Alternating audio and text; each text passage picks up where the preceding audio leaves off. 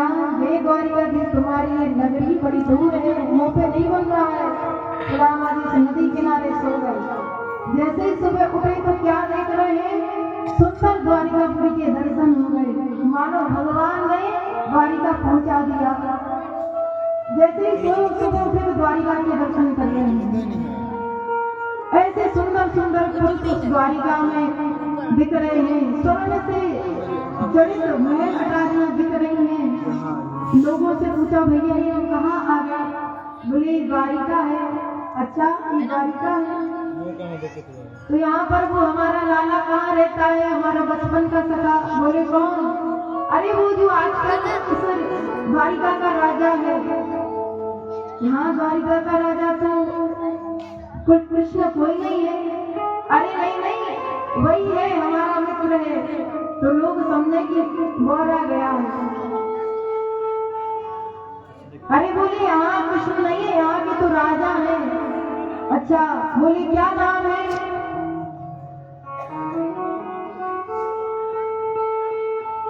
बोले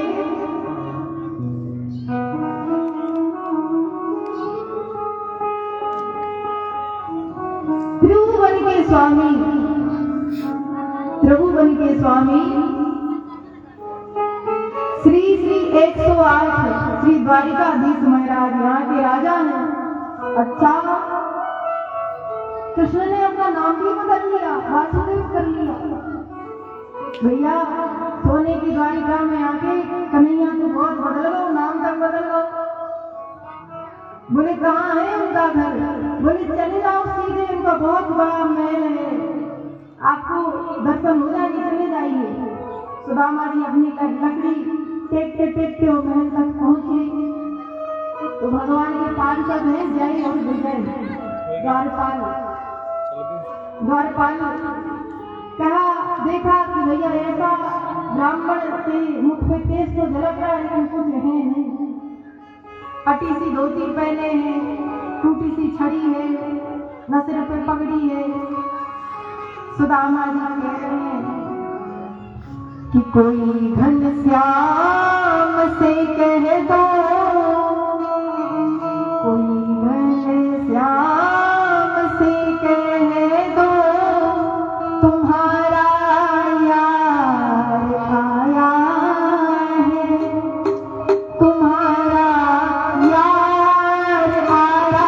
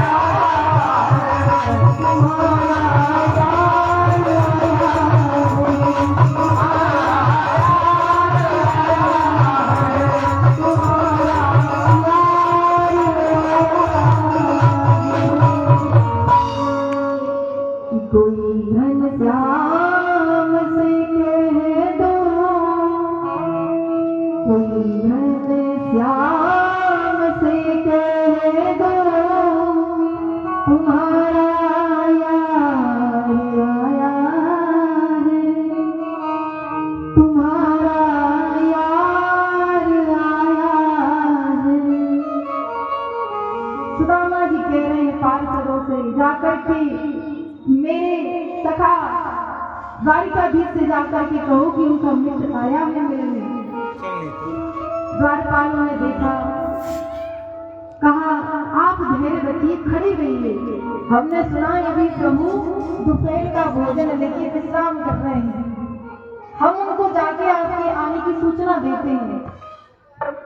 द्वारपाल गए, भगवान शयन कक्ष में थे। जैसे ही पार्षद गए तो भगवान ने पूछा क्या कारण है इतनी टाइम आने का? तुम्हें पता है मैं अभी विश्राम कर रहा हूँ। बोले भगवान क्षमा करिए, आपके आराम में हमने व्यवधान उत्पन्न किया, परंतु एक अजीब ही तरह का ब्राह्मण द्वार पे खड़ा है। कैसा?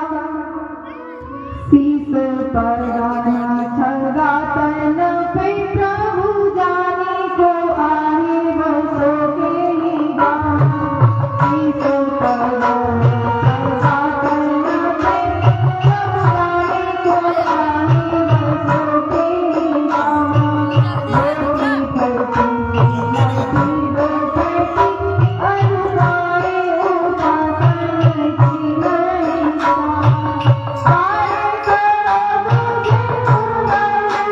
Oh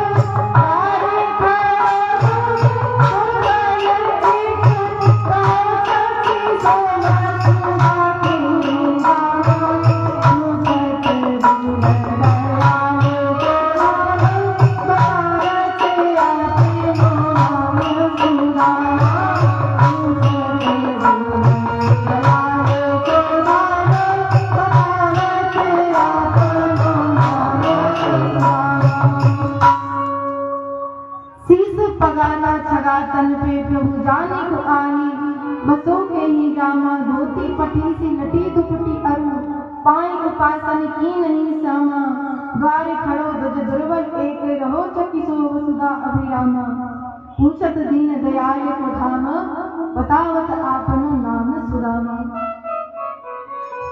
जैसे ही भगवान का सुना सुदामा, तक्षण भगवान उठे और उठकर के दौड़ लगाई। बंधुओं, द्वारिका इतनी बड़ी है, भगवान का महल इतना बड़ा है कि सबसे बाहर जाने के लिए भगवान को 7 गेट पार करने पड़ते। जब भगवान सबसे बाहर के द्वार तक जा पाता, तो सुदामा जी सबसे बाहर खड़े हैं।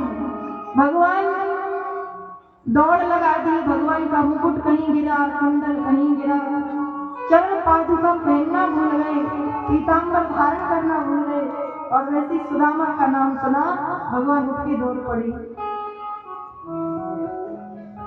सुनते ही दौड़े चले आए मोहन, सुनते ही दौड़े चले आए मोहन, लगाया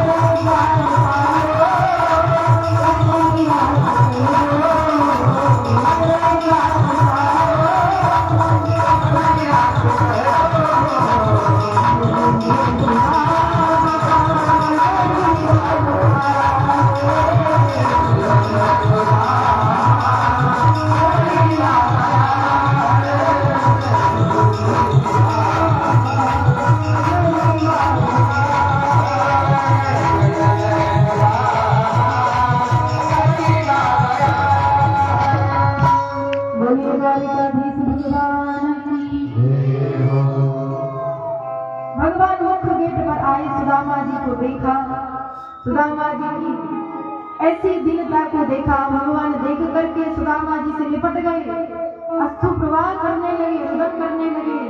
भगवान सुदामा जी का हाथ पकड़ के द्वारिका अंदर ले गए। वो कहाँ ले जाते हैं? जहाँ राज सिंहासन है ना, जहाँ भगवान राजपाट का काम देखते हैं, उस राज सिंहासन पर ले जाकर के सुदामा जी को बिठाया। भगवान सुदामा जी के चरण पखारने के लिए आदेश देते हैं पत्नी को, रुक्मणी को, जाओ जल्दी से थाल लेकर आओ, जल लेकर आओ। जितने में रुक्मणी जी जल का थाल लेकर आती, उतने में भगवान सुदामा जी के पैरों की दशा को देख करके इतने कांटे लगे हुए हैं, एड़ियां फटी हुई है, रक्त बह रहा है। भगवान अपने पीताम्बर से पहुंच रहे हैं तो भगवान सुदामा जी की दशा को देखकर रुदन कर रहे हैं। भगवान ने अपने आंसुओं से सुदामा जी के चरण पखार दिए कि देखी सुदामा की दीन दशा,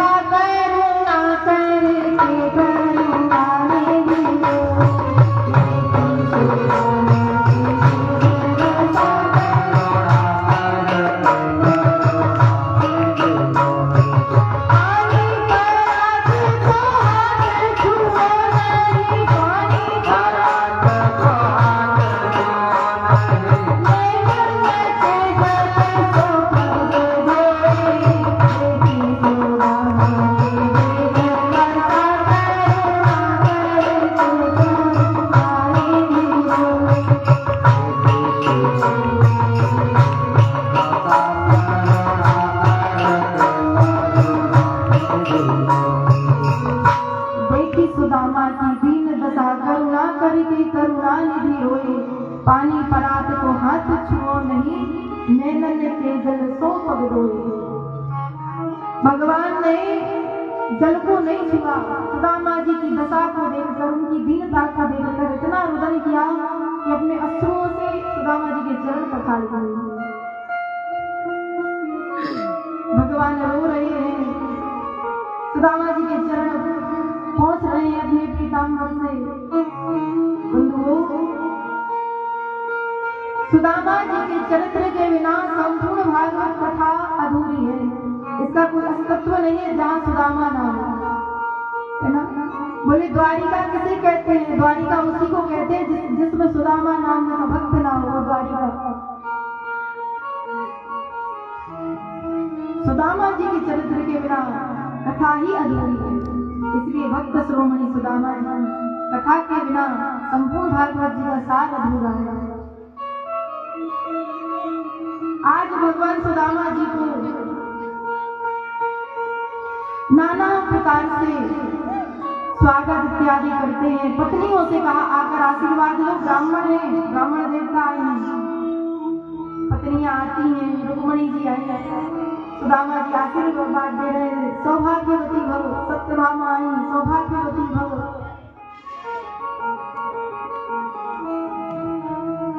मित्र वृंदा आई, सौभाग्यवती भव। कालिंदी आई, सौभाग्यवती भव। ऐसे भगवान की 300 पटरानियों ने सुदामा जी से आशीर्वाद ले लिया। सुदामा जी का हाथ दर्द होने लगा आशीर्वाद देते देते। सुदामा जी कहने लगे, कन्हैया ये सब तेरे ही हैं। तो द्वारिकाधीश कहने लगे, जी ये सब हमारी हैं। अच्छा, तेने इतने विवाह कब कर लिए? बोले भैया विवाह की कोई जल्दी नहीं थी, पता चले सुबह गए और शाम को घर में दुल्हन आ गया, ऐसे जल्दी पल्दी को विवाह है। बोले ऐसी कितनी है? बोले 16,108 है महाराज। अरे इतने विवाह कर लिए थे और मुझ को एक ही में ना बुलाया। मैं तो सोच रहा था ये सब पड़ोसियों की होंगी। द्वारिकाधीश कहने लगे, पड़ोसियों की नहीं है, सब हमारी है। अच्छा तो एक काम कर, मेरो हाथ दर्द है वो, अब तू ऐसा कर सबके बदला भक्तन को जो आशीर्वाद है तुम को प्रणाम कर ले तो मैं तो आशीर्वाद दे दूंगा, सबको आशीर्वाद चलो जाएगा। बोले हाँ जय सही है। तो द्वारिकाधीश ने साष्टांग दंडवत हो गए सुदामा जी के चरणों में अपने सिर को झुकाया। सुदामा जी ने आशीर्वाद दिया। सुदामा जी और कृष्ण की वार्ता होती है। भोजन इत्यादि कराए सुदामा जी को। अब कन्हैया अपने कक्ष में ले गए और बचपन की बातें होती हैं। तो सुदामा जी से कन्हैया कह रहे हैं तो सुदामा जी याद है ना हम कैसे गुरु माता हमें समीधा लाने के लिए जंगल भेजती थी? बोले हाँ भैया सब याद है। बोले अच्छा मैं को जा बताइयो भाभी ने मेरे लिए रखा क्या है? मुझको कछु रखो है कि नहीं? सुदामा जी रखे तो थे क्या चावल की पोटली, लेकिन अपनी बाहों में छुपा के रखे थे ऐसी दबा के कि कहीं कृष्ण देख ना ले। तो सुदामा जी कहे हाँ कृष्ण को तुम्हें याद है ना जब गुरु माता में लकड़ी लेने भेजती थी जंगल में? तो कन्हैया कहे नहीं तुम तुझे बताओ भाभी ने रखा क्या है खाने के लिए। तो सुदामा जी फिर बात को बदल दे कि ये छोड़ देगी कहना कि क्या रखा है। शर्म लगती है कृष्ण का वैभव देखते। कहा वो पोटली चावल की और कहा कृष्ण का वैभव, तो कैसे बताने? तो सुदामा जी फिर बात को पलटते हैं। अच्छा सुदामा कहते हैं कन्हैया से सुदामा जी लाला तुमको पता है तू कैसे ब्रज की भूमि पर लीला करता था, गोपियों के माखन को चुराता था? तो कन्हैया कहे देखो सुदामा जी मुझको सब पता है, तुम तो जा बताओ भाभी ने रखा क्या है खाने के लिए। तो सुदामा जी कहे तेरी बड़ी आदत है, ये बात के पीछे एक बार पड़ जाए तो बाप को मान के चैन ले गए। सुदामा जी की बाह उठी लग रही थी तो ढूंढ के देखा कन्हैया ने तो कुछ दिखा तो छीन ली वो पोटली भगवान ने। और जैसे पोटली को खोला तो भगवान के अश्रु प्रवाह होने लगे, नेत्र सजल हो गए। देख रहे हैं क्या सुदामा के घर में तो सुदामा का खुद का अन्न का दाना भी नहीं है, इतनी गरीबी है। एक सिले हुए वस्त्र में वो चावल रखे हुए हैं। भगवान के नेत्र सजल हो गए। लाए हुए वो तंदुल वो चावल भगवान एक मुट्ठी खाने लगे। जैसे एक मुट्ठी खाया तो भगवान ने एक लोट सुदामा जी को दे दिया, सारी पृथ्वी का राजा बना दिया। दूसरी मुट्ठी चावल खाए तो सुदामा जी को दूसरे लोक का राजा बना दिया। अब जैसे तीसरी मुट्ठी खाने के हुए तो लक्ष्मी जी ने हाथ पकड़ लिया था। इसमें रुक्मणी मैया ने रुक्मणी कहने लगी ज्यादा मत खाओ नहीं तो उपज हो जाएगी। अर्थात रुक्मणी ये कहने चाह रही है वो तो भगवती लक्ष्मी का अवतार है, सब पता है हमें। वो ये बता रही है कि यदि सब कुछ दे दोगे तो बच्चे हमारे रोड पे आ जाएंगे, वो कहाँ रहेंगे ना, अब बस करिए। तो रुक्मणी जी ने रोक दिया, नहीं तो भगवान अपना वैकुंठ भी दे देते सुदामा जी को। मन ही मन सुदामा को राजा बना दिया भगवान ने। बंधुओं सुदामा जी के पास इतनी गरीबी आई कहां से? आज जो कृष्ण के पास वैभव है ना, इतना धन राज्य इत्यादि सोने का घर, वो सब सुदामा जी की वजह से है। सुदामा जी ने अपने हिस्से का वैभव दे दिया था कृष्ण के लिए। ऐसी मित्रता होनी चाहिए जिसमें स्वयं की चाह ना रह के मित्र को सजाने की चाह हो, वो मित्रता होती है। पर आजकल तो मित्र यदि अच्छा करे तो मित्र का अच्छा होता देख करके दूसरे मित्र को चिंता होने लगती है कि इसका कैसे अच्छा होगा। मित्रता वही अच्छी है जिसमें हम मित्र का कल्याण सोचें।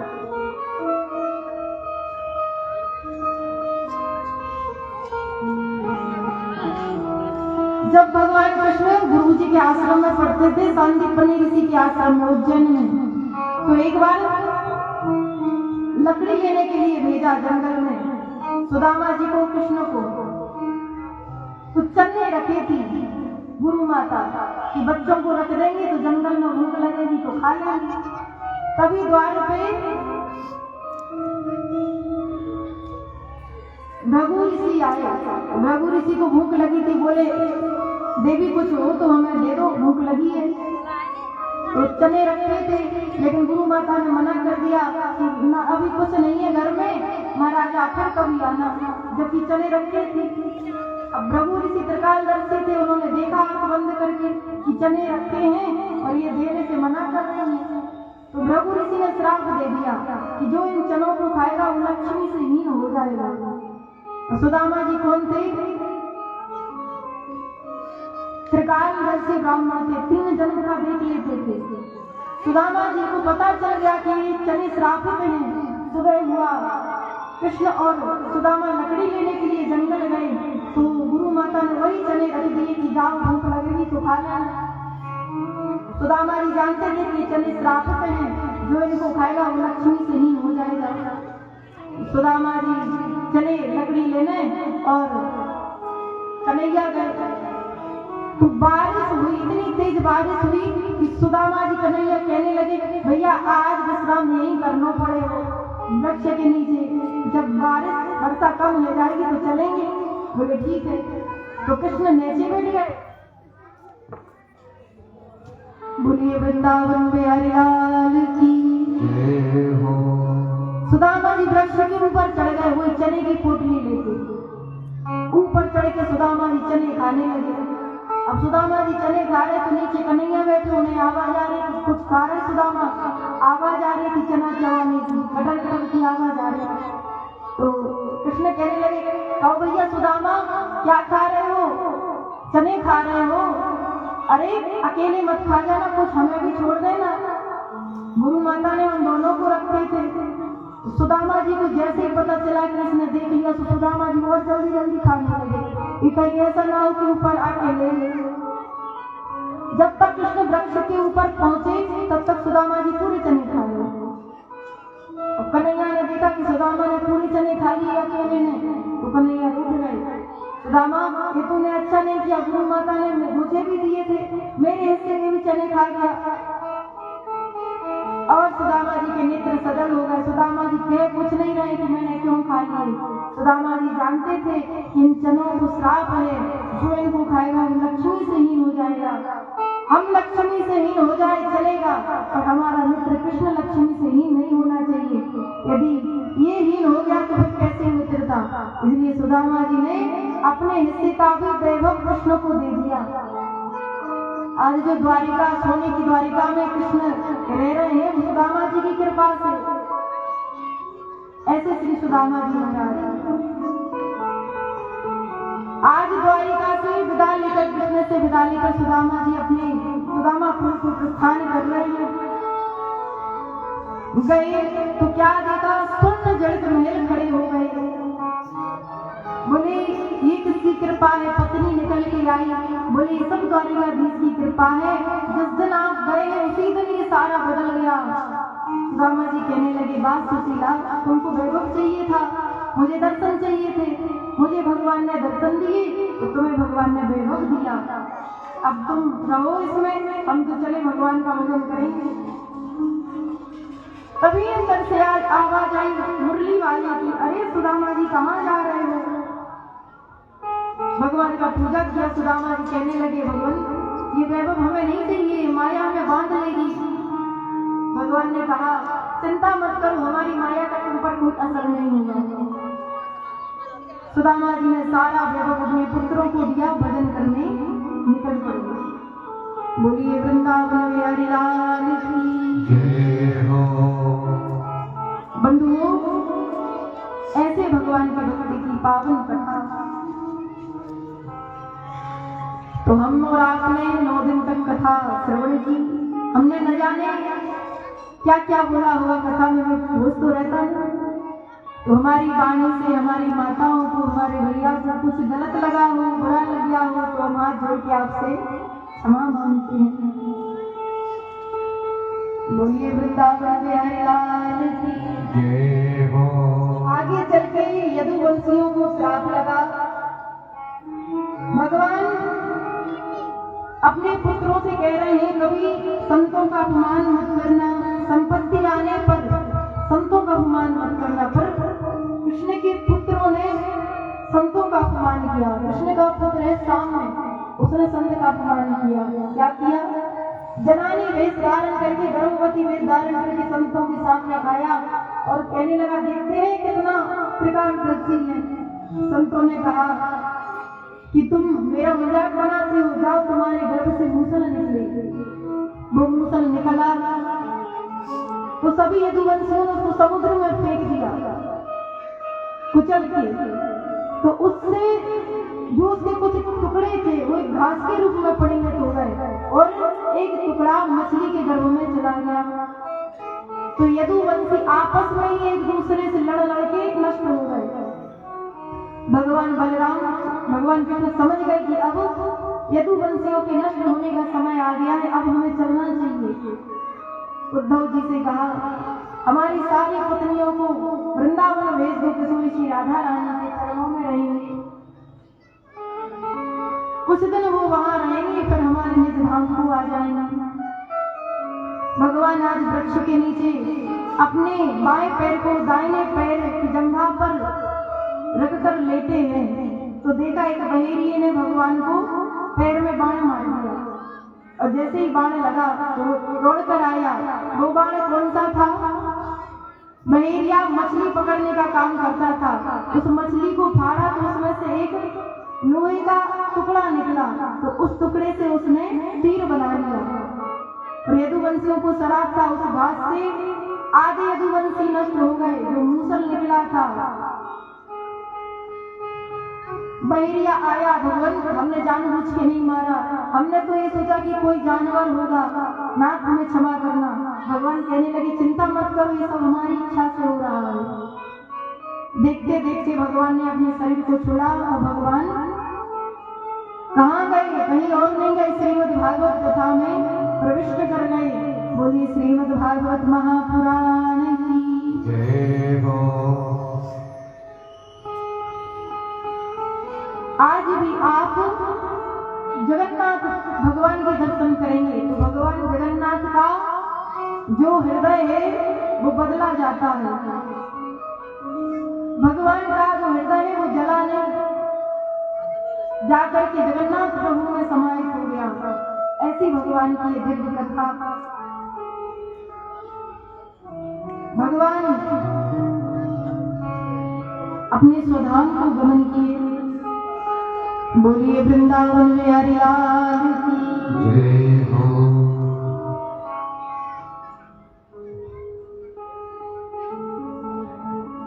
वो मेरी लगी शाम संग की ये दुनिया क्या जाने। मेरी लगी शाम संग की ये दुनिया क्या जाने।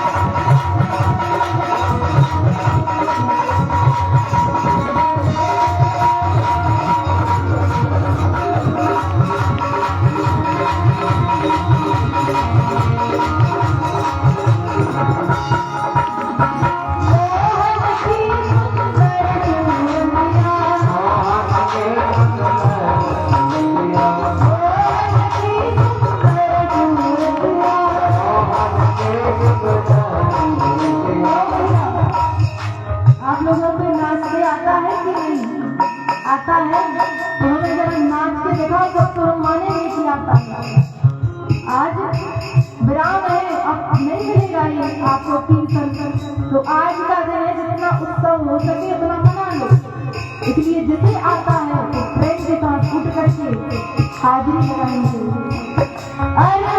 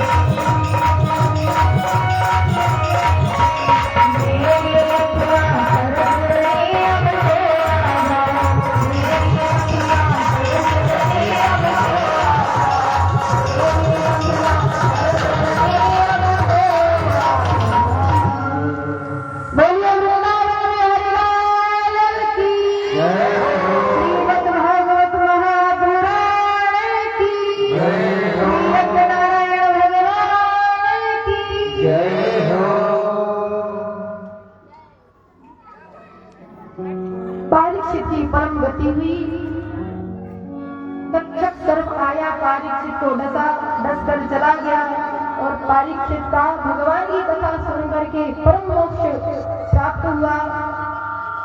जन्मे जने नाग यज्ञ रचा, आस्तिक मुनि ने उनको समझाया। ऐसे भगवान की कथा, जैसे राजा परीक्षित का मोक्ष किया, ऐसे हम सबका भी भगवान की कथा कल्याण करे, उद्धार करे। आज की पावन कथा भगवान के पावन चरणों में विराम। बोलिए वृंदावन में हरि लाल की।